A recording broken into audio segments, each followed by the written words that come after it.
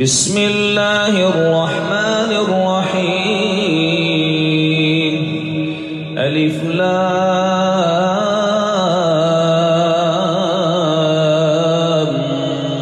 ميم تنزيل الكتاب لا ريب فيه من رب العالمين أم يقولون افتراه بل هو الحق من ربك لتنذر قوما ما أتاهم من نذير من قبلك لعلهم يهتدون الله الذي خلق السماوات والأرض وما بينهما في 6 أيام ثم استوى على العرش ما لكم من دونه من ولي ولا شفيع أفلا تتذكرون يدبر الأمر من السماء إلى الأرض ثم يعرج إليه في يوم كان مقداره 1000 سنة مما تعدون ذلك عالم الغيب والشهادة العزيز الرحيم الذي أحسن كل شيء خلقه وبدأ خلق الإنسان من طين ثم جعل نسله من سلالة من ماء مهين ثم سواه ونفخ فيه من روحه وجعل لكم السمع والأبصار والأفئدة قليلا ما تشكرون وقالوا أإذا ضللنا في الأرض أإنا لفي خلق جديد بل هم بلقاء ربهم كافرون قل يتوفاكم ملك الموت الذي وكل بكم ثم إلى ربكم ترجعون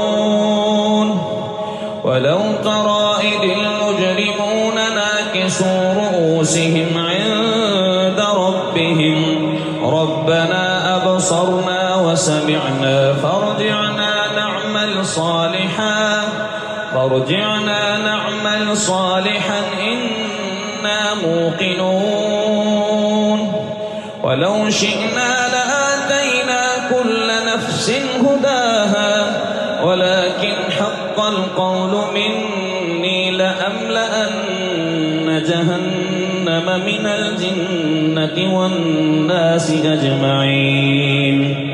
فذوقوا بما نسيتم لقاء يومكم هذا إنا نسيناكم وذوقوا عذاب الخلد بما كنتم تعملون إنما يؤمن بآياتنا الذين إذا ذكروا بها خروا سجدا وسبحوا بحمد ربهم وهم لا يستكبرون تتجافى جنوبهم عن المضاجع يدعون ربهم خوفا وطمعا ومما رزقناهم ينفقون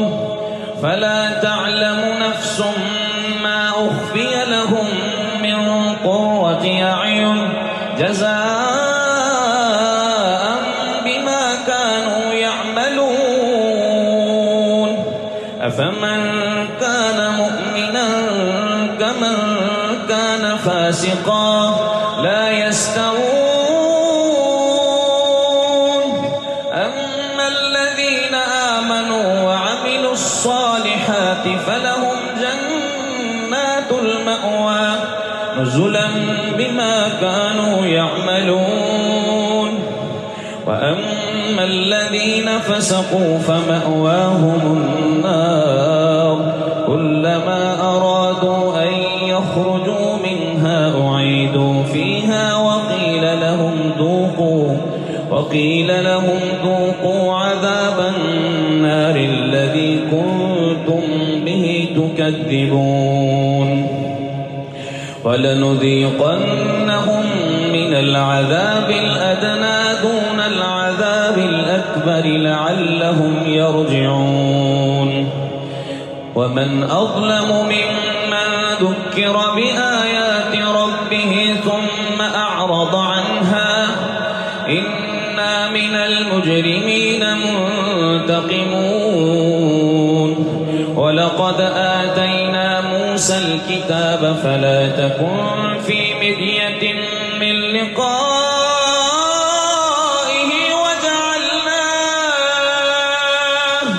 وجعلناه هدى لبني إسرائيل وجعلنا منهم أئمة يهدون بأمرنا لما صبروا وكانوا بآياتنا يوقنون إن ربك هو يفصل بينهم يوم القيامة فيما كانوا فيه يختلفون أولم يهد لهم كم أهلكنا من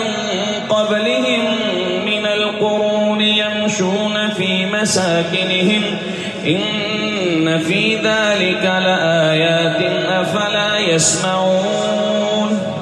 أولم يروا أنا نسوق الماء إلى الأرض الجرز فنخرج به زرعا تأكل منه أنعامهم وأنفسهم أفلا يبصرون